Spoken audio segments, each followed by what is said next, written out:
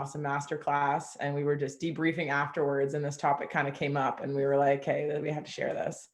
So everybody, this is Melissa. If you have not seen me go live on Facebook with Melissa before, give her a follow. She's absolutely incredible. And we were having a chat about imposter syndrome. And if you do or don't know what that is, basically like when you feel like you're doing something and you feel like you shouldn't be doing it. Basically. I don't know if Melissa, if you have like another kind of definition of it. Yeah, so it's basically just doubting our skills, talents, or accomplishments, basically by internalizing our fear of being exposed as a fraud. Yeah. Right? So you and I were talking about the integration process and how we're just downloading all this information and filtering it, and we're not actually taking action on it. And I see that. And I actually gave the example of like social workers, because people, those who do not know me, I do have a social work background in concurrent disorder, which is mental health and substance use. And I talked about the gaps within the industry and the reason why I left. But before I go there, I just wanted to say is that when they used to hire social workers, they used to hire it based on experience. But what they realized is there was gaps there because they were experiencing triggers, and they were taking on the emotions and the experiences as if it was their own, and they didn't have the proper tools in order to support them through the experience, through the journey, in order to get to the next level. So Laura and I were just talking about how it's important to download all this information and take it all in, but also to take aligned action. So then that's where you're going to get the results. But there's things such as fear or imposter syndrome that really just stops us from elevating because of what we experienced in the past. So when I said to Laura, and Laura's going to come into this too, is that I said, it's so much deeper than imposter syndrome. It's so much deeper than imposter syndrome. It's actually, let's just say that as a child, you experience, I'll give an example of grades. And you felt loved if you got an A+ because your parents would often praise you and place you on a pedestal, right? So what would happen is, based on the experience, now you believe that your work is your worth. It has nothing to do with imposter syndrome. It's the fear of in which you experienced as a child. This is usually where it starts. This is where it's ingrained, 0 to 7, right? That's where we really just filter in and take in all this information. And then as a result, we take on all these misunderstandings or these limiting beliefs into adolescence and early adulthood and so on, right? So yeah, I'm not sure if you want to come in on that, but I think it's really important to understand that there is a process, but we can live in imposter syndrome and we can identify ourselves as that, or we can move that aside or build a relationship with it and understand what it's trying to teach us, which we talk about in Unmasker, and what's the lesson here, and then move on from there. So I'm curious if you want to jump in on that, Laura.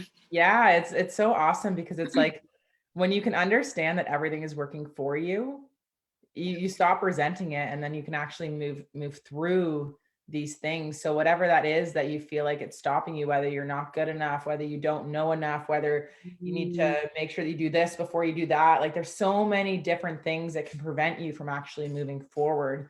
And like Melissa said, we're so blessed these days with technology. We have literally unlimited sources of information from the most brilliant minds, literally at our fingertips, right? And we're so used to this because we grew up with technology. And understanding that there's actually like this whole imposter syndrome, it's going to become a lot more common as time goes on because of technology. We're taking in so much information. Like, who here can relate to learning? Like, we're eager, we want to learn, like it excites us. Like, humans love learning new things. But what happens when we're actually learning, and it's all in our mind, and we don't actually take it from our mind to our body? And when that happens, we don't fully integrate those changes into our way of being. And for those of you guys that don't really understand what integration means, I know we talk about the word integration, or you might have heard it before, but it basically is like your conscious mind.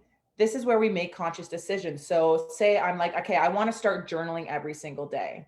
I'm like, consciously, I want to journal every single day. I'm going to have to consciously do this act multiple times until it kicks over to my subconscious programming, where every single morning I'm just going to naturally do it. Right? Those things that you just naturally do. So then once it kicks over to my subconscious, and if I've integrated into my actual who I am, and then it's an integrated change, I no longer have to think about that thing. It's the exact same thing. And a lot of people don't realize this. That's a physical action. This same process happens with, say, a personality trait.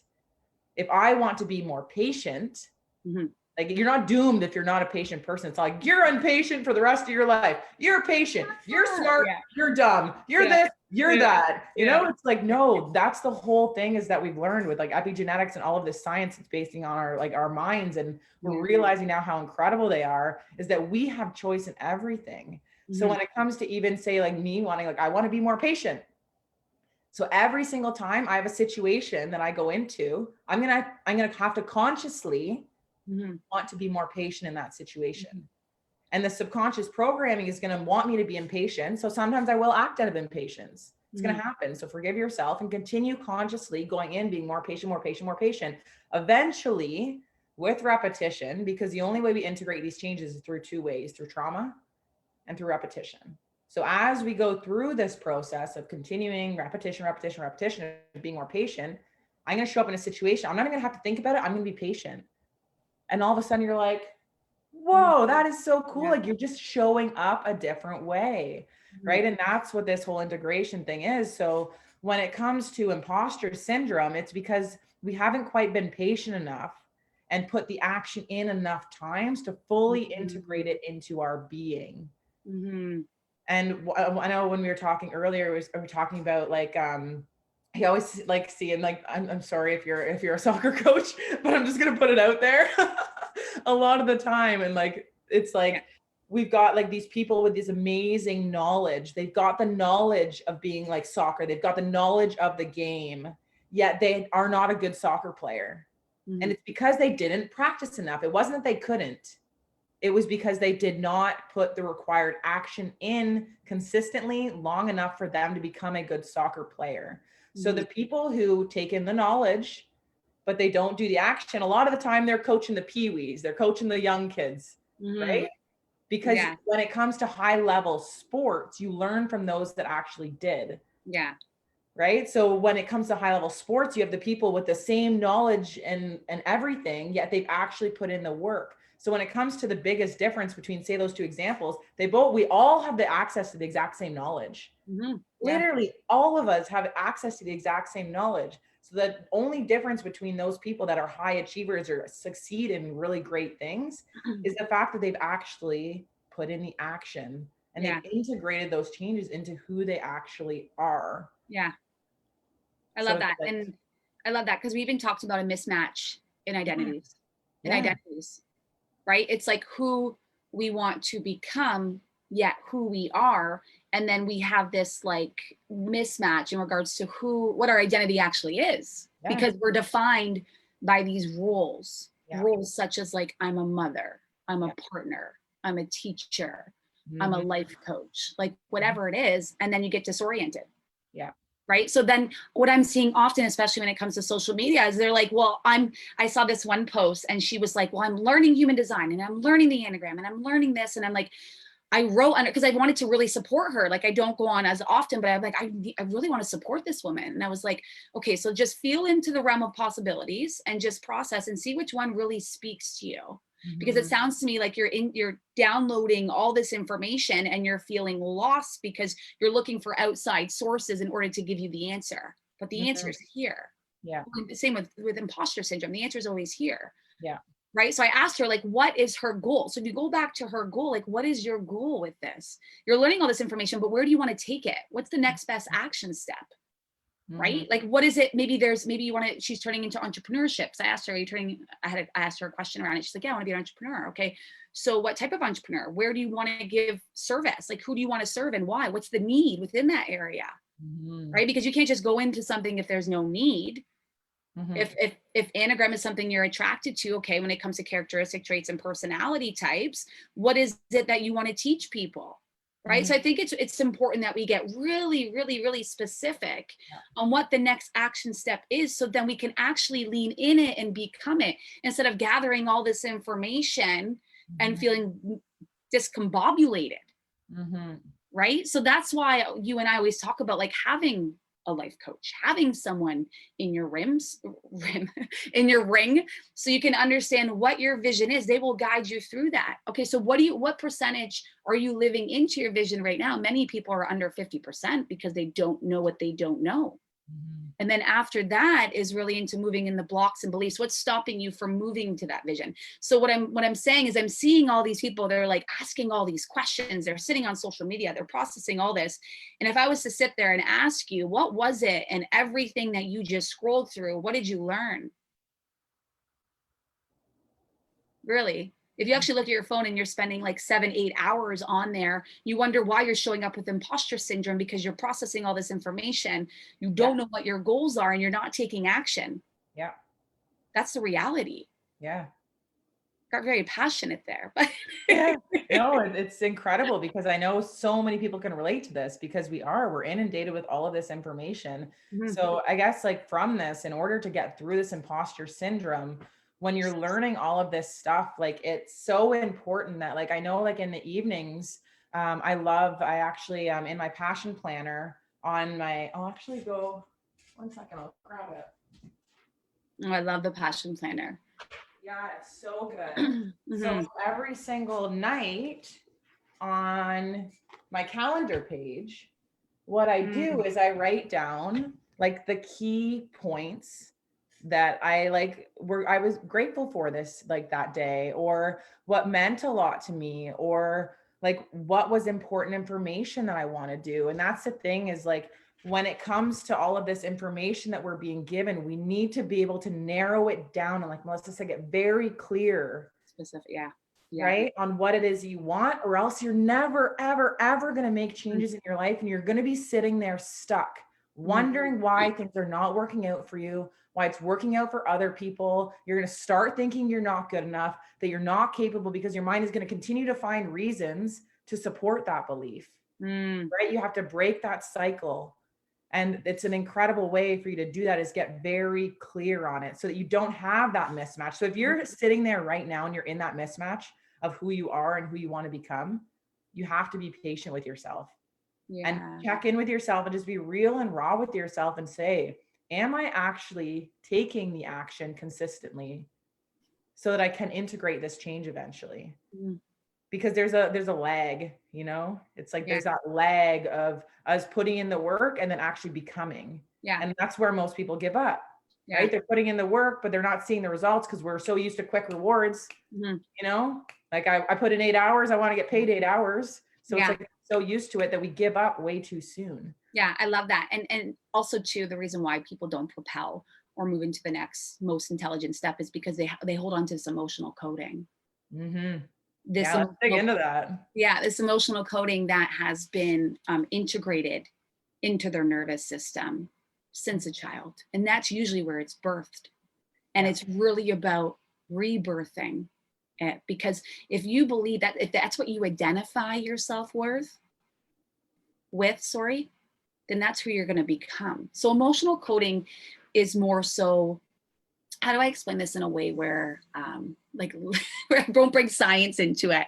So emotional coding, let's just say that you move through some sort of experience as a child, right? Let's just say, I don't know, you weren't good enough. This is the common one I see, especially when I coach people, is I'm not good enough. Okay, so maybe it was based on a specific experience. Maybe it had something to do with your parents abandoned you. And as a result, you're looking for love outside of yourself. So there's an emotional coding within you, and it's within your nervous system, and you hold on to that within every area of your life.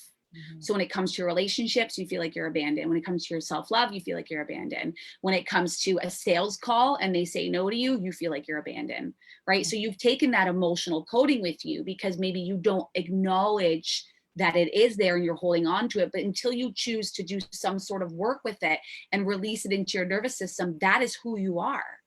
That is all you know. Right? So in order to release that, there's a lot of resources you could use. You could use coaches, you could use therapists. It depends on the state of the trauma. It could be big T trauma or small T trauma. I don't know what that looks like for you, but you know that it's something that you're holding on to. And that's what's really going to stop you from taking that action. See, I see a lot of people within my private community, they're asking me all these questions about like, how do I get rid of all these limiting beliefs as a child? And what do I do? And what's the next action step? Well, you know what? I don't even understand what your emotional coding is. So I Mhm. can't even answer that for you. And I can't even, so I'm thinking like, how can I support you in that question? Mhm. Yeah. Right? Like, how can I support you in that question? And then I thought, well, and I was like really sitting on this because I'm not doing coaching sessions with them. And I'm like, well, it's important to maybe just sit down and close your eyes. And most people, a lot of people can't, but reconnect with your body and take yourself back to maybe a childhood experience or ask for support from someone to guide you through there. Mhm. Yeah, when And it comes then, to the past stuff, it's yeah, and move your, it's yeah, like when it comes to the the past, you want to make sure that you have support, but it's really just identifying what that emotional coding came from. And as soon as you figure that out, and you understand that the block was just there to guide you and to teach you, that it kept you safe for that long period of time, because all it is safety. The ego just wants to keep you safe, right? It really does. I'm not going to go too much into the ego, but it is. It's just there to guide you until it has evidence. Like, this is why Laura says, unless you're specific on what the block was or what your emotional coding is, you will stay stuck there, and it will be stuck in your nervous system. And as a result, your identification will be attached to it. yeah. So you're gonna keep reinforcing that same belief. And it's Yeah. funny, like when you talked about the abandonment stuff too, Melissa and I did a session, and she walked me through it. And I was like, whenever people would talk about abandonment, I was like, oh no, I definitely don't suffer with that. You know, like I've never had anybody really leave. Like my family's all together. Like I had a couple like good friends pass away when I was young, but you know, like I didn't really see it as an attachment or anything that was affecting me. And what I realized is that there's physical, and Melissa explained this to me, there's physical abandonment and there's emotional abandonment. Mm-hmm. And for me, it was emotional abandonment. And just to give you a little example of what it could look like, is one of the memories that I remember was me when I was younger doing competitive dancing. And I loved it. And I was so good at it. And me and my friend Carly did it. And my dad he just didn't like watching dance. Like there aren't many dads that actually genuinely like coming to watch dance, right? Mm-hmm. And so my mom would literally have to like beg him to come, and he would come. But then like I could like just tell, like after I would do it, like I was so proud of myself and all of these things. And then he would just like, because he wasn't excited to be there in the moment, energetically there was a mismatch. So even though he would say he was proud of me, the energetics behind it, I knew as a child even that that the energy wasn't there. So it always made me feel like I wasn't good enough. Mm-hmm. Even though my dad showed up, he was there for me. All of the actions were there. The energy behind it was different. Yeah. Right. And it was nothing against my dad. It's not like he's a bad person, like anything like that. But it's so insane how then I had lived into The coding. that Yeah. over and over Yeah. and over again Mm-hmm. my whole entire life. Because once our brain has an experience like this when we're children, Mm-hmm. it starts seeking it out, right? It's just like if I say to you, like, think about a black cat right now. Mm-hmm. Now stop thinking about a black cat. No. Right? Like, stop it. What's wrong with you? Right? You're going to keep thinking about a black cat. It's the exact same thing with our minds. And that's what most people don't understand. And we feel like we're so alone in figuring out this journey of life, but it's like, yo, there's life coaches and there's training. And it's like, we have dug our whole entire life and our whole entire existence into understanding how this process works of being human. And I always say it's so cool because the things that humans know least about is humans. And now it's changing, it's shifting because of technology and science, that now we really understand how a human being functions, how we learn, how we grow, how we integrate, and how we truly can achieve anything that we want to achieve in life. And that's why both Melissa and I are so passionate about saying that. Most people are like, what do you mean you can't like do anything you want? You can't be, do, or have anything. We're like, no, yo, you can. You just don't know how quite yet, you know? Yeah. And I love that. And I want to, if you're okay with that, I want to quickly go back to the emotional coding and how you cleared it. Yeah, go for it. What, if you're okay with that? Oh, 100%. Yeah. Okay. So what we did too is that we moved through the entire process. You reconnected with your body, which is like literally giving you permission to close your eyes and move into the back intellectual part of the brain, right? So it's not creating a story. It's more so just like trusting anything that came up in your body and attaching it to the experience, which is the emotional coding, right? So you and I moved through that process, and what you realized at the end, that it didn't matter what your dad said to you now, that it wouldn't change your experience because you're content with where you are, because you released it and you realize based on the puzzle pieces analogy as we use, is that even if he gave his piece of the puzzle piece back to you, you wouldn't, you're okay with where you were at because you released it and you knew that you just needed to give that part of you back to yourself again. What happened as a result of that? Like things changed for you in a week. Yeah, it was massive. Once you release it, it's like it's gone. And then that's the thing, is that you can release it, but if I didn't do the aligned action to support that, then my mind would have still kept going back to that. But because I released it and then I refocused on, okay, I'm good enough, like I can do this, all of the things that I'm gonna now start integrating. Now my mind, it just like, sure, sometimes it's gonna go back to that, but it's more or less, as long as I stay intentional and stay focused, it's going to keep seeing all of those things that are empowering me and where I want to go. And just to kind of explain, because there might be some fear around like what it actually looks like to do a session with a life coach. The mind is so powerful, guys. And it's a record of the past. So even if you close your eyes, like thinking about memories, like if you think back to a really amazing memory that you've had in your life, that was like a really awesome memory, you can close your eyes and you'll start feeling those emotions from that actual event as if it was right now, because your mind does not know the difference between the past and the present or the future. No. Right? It doesn't know the difference. So the cool thing is with these sessions, with visualization and understanding how it all works, she literally just took me back to when I was a child. Like I could close my eyes even right now, and I could close my eyes and go back to that exact situation. My mom, my dad was there. I was there. There was a whole like bunch of like seats because it was like a huge stage. Like literally, like I can literally visualize everything that happened in there.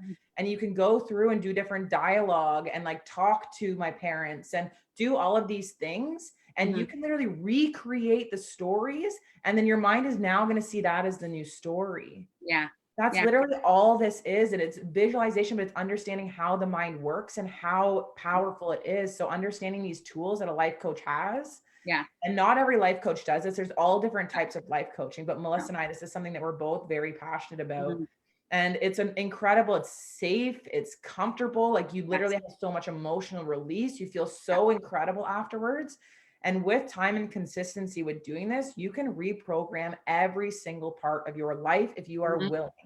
If you're willing, there's nothing that you can't change. So this whole belief that there's like a cap on your existence, there isn't. Like you're putting that cap on it, and you can break through that glass ceiling at any point if you're willing to. And it's not everybody's going to want to. No. You know, it's a very small percentage of people that hire a life coach, but I've had 2 of them in my life. The last 3 years, for the last 2.5 years, there was about a year where I didn't have one. And now I'm like, I'm having one for the rest of my life, because it doesn't matter whether I know this information or somebody else. It's like having that outside opinion, that outside person to guide you and help you dig in. It's priceless. That's why most coaches have coaches. Yeah. Yeah. And I would even tell people that are watching right now to look into neuroplasticity. Yes. Right. So cool. Yeah. Google it. Yeah. YouTube Google it. Yeah. We're not going to get too much into the science because we don't have it, but it's just like making. We're big nerds. Yeah. Like individual neural pathways. Yeah. So making new connections to systematic adjustments, really like remapping your brain. Like that's a lot that what Laura and I do as well. And we're trained in it too. So even going back to Laura's experience is that she created a new neural pathway, right? She had the recognition of it. She acknowledged that that wasn't something that she did need. Maybe at the time she believed she needed. She created a borrowed belief and story around it based on how she had the emotional coding attached to it. And then as a result, we did some forgiveness work around it. And then she walked away feeling empowered based on aligned action. So yes, it is possible to remap your brain, and there's science to show what it looks like if you want to look into that neuroplasticity. But and again, moving into a new emotional coding, which is somatic therapy, which is something that we do as well. So there is a science to the things that we do, and I think it's really important to know that it's difficult for us to do it by ourselves. We are biased. We are biased, and we hold on to our biased opinions and our biased beliefs. And if you don't know what you don't know, you won't be able to see what it is that you desire or what the next action step is, because you just don't know what you don't know. Right. So maybe some of that information that I share with you is something you had no idea is remapping the brain. You maybe heard science of it, and Laura gave you an actual real life experience on what it looks like to move through something like that. There's different ways in which you can move through this. There's patterns that we do and believe, like there's all different things. Like why is the pattern showing up? Why, like, well, how is it serving you or not serving you? Like, there's so many different ways, but really our talk today was just to like really guide you in becoming whatever version of you want to become, and but also recognizing where you are right here, right now. And if your journey needs to be fast or slow, just be okay with where you're at. And that's difficult to recognize or acknowledge if you don't build a relationship with your blocks and understand why they're trying to get at your attention, like a young child or your best friend. So Mhm. that's just really my input in it. Mhm. Yeah, and if you guys have any questions about any of this stuff, like feel free to reach out to either Melissa and I, send us a Mhm. DM, and we would love to have a conversation about this stuff. We're literally Mhm. so passionate about it. And both of us are taking on new clients right now as well, which is Yeah. super. So if you Yeah. are Yeah. somebody who does really want to break through and go to that next level and you're looking to hire a coach, then feel free to reach out to us as well. But any questions, anything, Yeah. we're always here for you. Yeah. I love that. Thank you, Laura. You're amazing. Oh, so are you. Thank you for coming on here today. Yeah. And everybody that for anybody that's on here live with us, thank you for being on here. We love you so much. And we will see you guys on the next one. Woohoo! Beautiful weekend, everybody. Bye. Bye. Bye.